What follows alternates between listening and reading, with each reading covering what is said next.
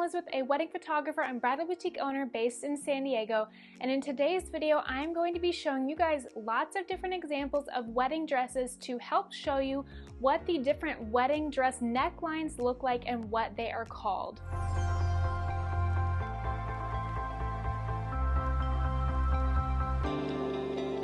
In this video, I'm going to be showing a lot of different examples of wedding dresses. Oh my gosh, here are my cats. They are fighting in my bedroom.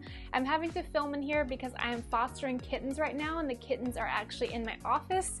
So I've got my cats in here. I didn't realize they were in here when I started filming. But anyways, I'm going to be going through a lot of different wedding dresses that I have photographed, as well as a lot of different wedding dresses that I carry in my boutique.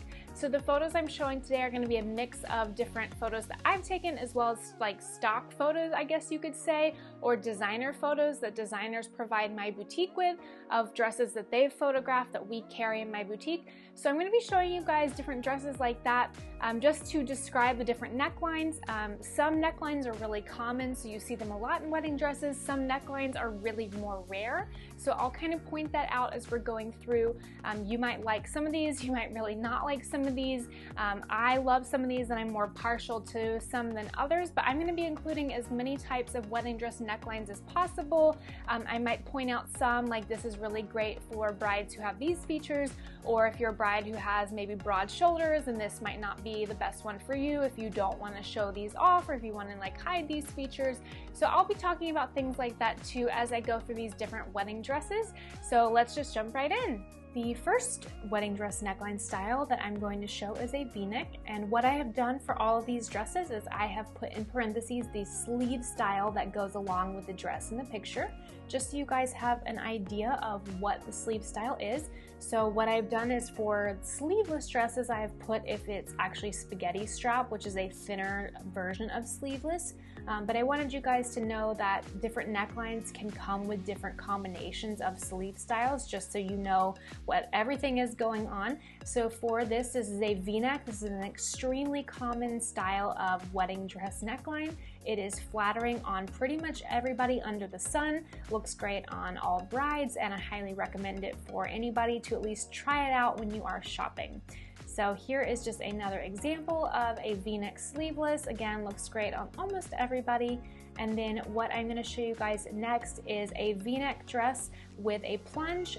Technically, you could also just call this a plunge style wedding dress because it just kind of seamlessly goes down from the top of the shoulder straps all the way down. So the plunge is the little part that goes down from the breast towards the midriff, but it doesn't expose too much because it's kind of narrow.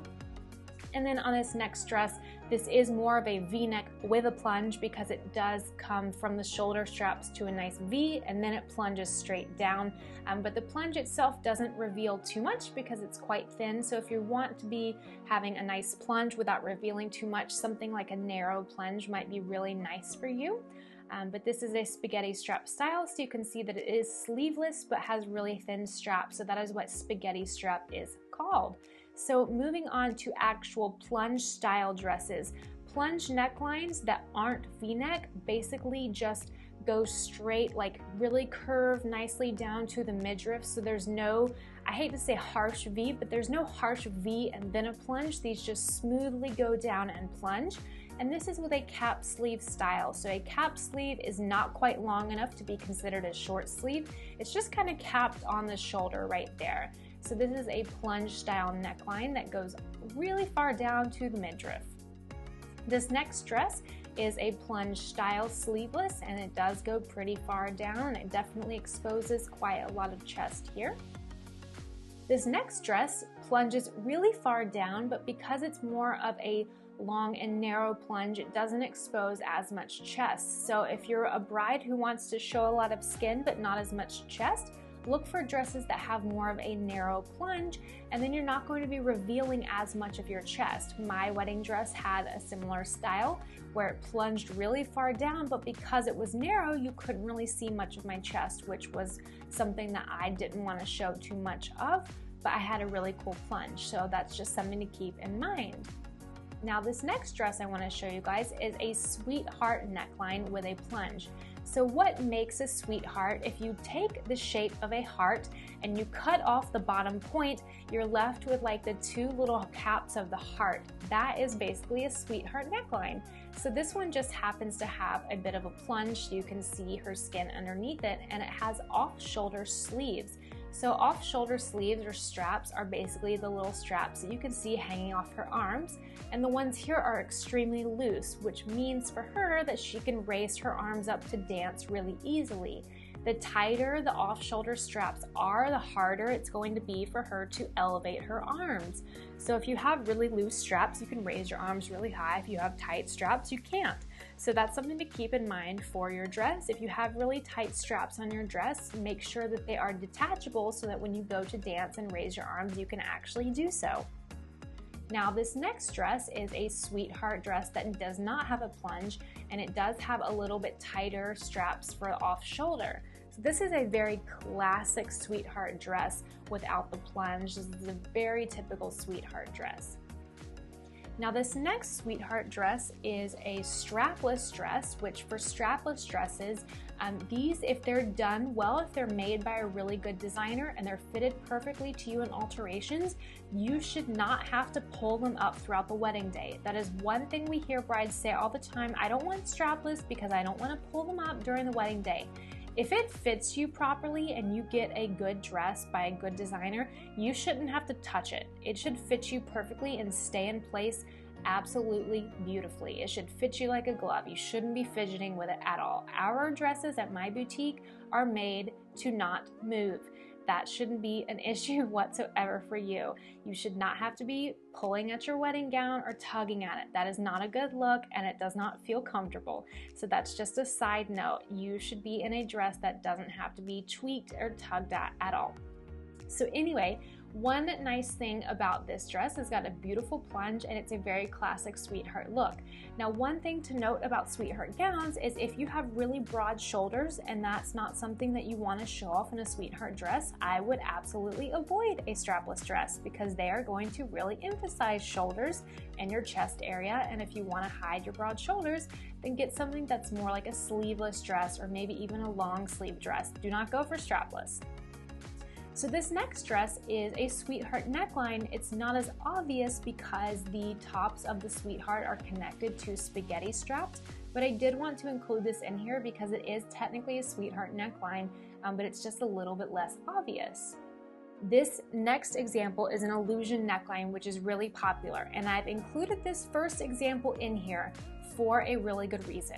So what makes an illusion neckline is lace on top of tulle. Now, for a good illusion neckline, the tulle should match the bride's skin color really well, or really close, because then the tulle disappears into the bride's skin tone and you're left with the illusion of lace sitting on top of the bride's skin. But for this photo that I've chosen, obviously the bride's skin tone is much darker than the tulle. The tulle is like almost like a white. It's very ivory. So the illusion doesn't quite work here. But I chose this photo because I wanted you guys to really see how obvious it is that there is lace on top of tulle. Now if you're like, what is the tulle? What do you mean by tulle? Tulle is that meshy material that you can see along the neckline and going down. That's everything that lace is sitting on top of.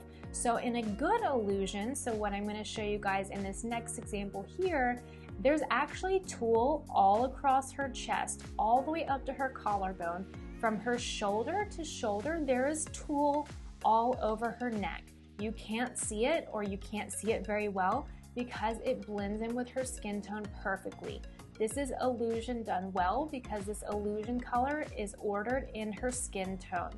So the reason that she's able to have sleeves that sit where they're sitting, like a little cap sleeve, because this isn't quite off shoulder, this is like a cap sleeve off shoulder hybrid really, is because it's connected to the tulle on this illusion neckline that's going across her chest and holding those little sleeves in place. This is a good illusion neckline that happens to have a beautiful plunge. Now on this next example, you can see a lot of illusion tulle and lace going on, but the tulle blends away into her skin tone, so all you see left is the beautiful lace patterning that's sitting on top of her chest.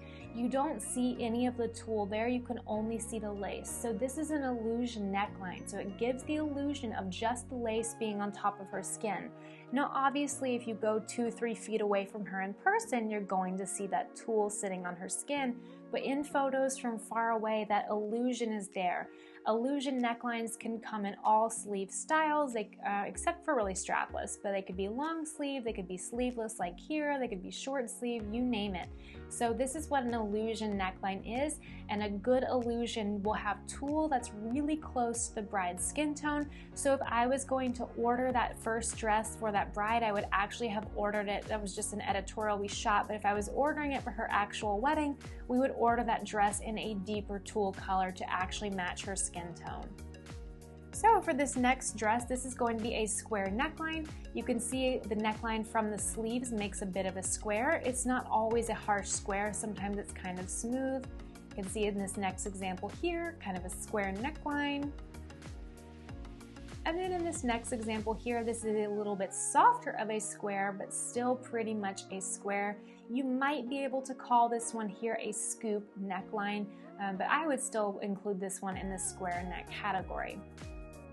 Now moving on to the actual scoop neck category, these could not be confused as squares because there's no angles here. These are just very soft, like oval-like necklines.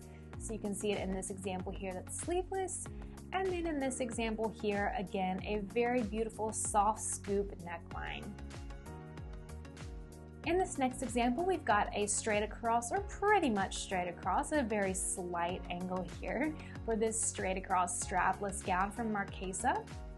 And this is a really cool, clean, classic, very just elegant neckline. You can go really modern with this, or you can go a little bit traditional with this. And then here's another example, just like a straight across. Sometimes they literally are extremely like 180 degrees straight across, but just a little bit nice of a curve is nice too and can still be considered a straight neckline. And then here is one more example. Sometimes they can be off shoulder. Also, I do sometimes see these as long sleeve, so they'll be straight across. And then just imagine that this dress, the off shoulder, continued on to be long sleeve, this exact same dress, but just long sleeve version of this neckline. That can be really pretty as well. Now these next couple of necklines are ones that I don't see quite as often in San Diego, but I wanted to include them for you guys because maybe they're more popular in your part of the country.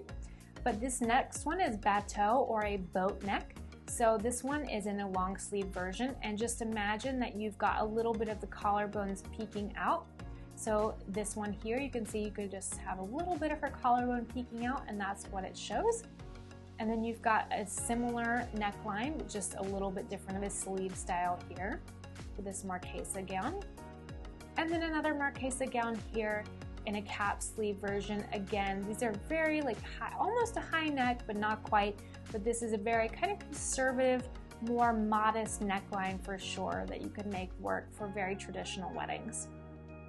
Now for a very high neck, literally a high neck dress, you could make this very fashion forward, or you could make this very traditional and conservative for an actual high neck wedding dress. This one is in long sleeve, and we have this one in our store, and I absolutely love it. So this is by Danny Tabay. And then if you wanted to have less sleeve, you could have this in a high neck cap sleeve version. We also have this one in our store. So again, these can be very modern. You could have this for a modern, like fashion forward wedding, or you could make this work for your very traditional church wedding or something like that. So you can make these like work for very different styles. It just depends on what your preference is. And then going back to a very traditional, like very classic, very churchy type wedding, or maybe even a country club ballroom type wedding, something like this high neck Marquesa gown might be really suited to your wedding. And then we're getting into the final necklines. This is a halter neckline. So for a halter dress, I have only ever seen them sleeveless. I don't know that you can actually have a halter dress that's not sleeveless. This one has a keyhole in the front. That's what that little opening is across her chest. But for a halter dress, that just means that it's sleeveless, and then the wraps or like basically connects around your neck. And then you can see again in this version, it goes up around the neck. And so basically just almost like a little scarf type thing that goes around your neck, and that's how it connects. Okay, and then the last example of a neckline that I'm going to be showing today is one shoulder. So the dress essentially goes across the chest and over one shoulder, and right here, this one is in a long sleeve version by Kelly Faye Tonini. And then this last one is going to be a one shoulder version that is sleeveless by Marquesa. And I feel like for one shoulder dresses, people either have been wearing them for their entire lives for different events and they know that they want to wear it for their wedding, or they know that they would never wear this style at all. It's kind of an either or. It's definitely something that people love to wear if they like really love their arms and they want to show off their arms. That's kind of what I hear. But this is really like you love it or you hate it. So that's pretty much it. That is our last neckline. I hope you guys enjoyed all of these different wedding dress necklines, and now you know what they are called and what they look like. So if someone describes them in your wedding dress appointment, you'll know exactly what they're talking about. And if you guys did enjoy this video, please be sure to leave a like, and I will see you guys next time. Bye!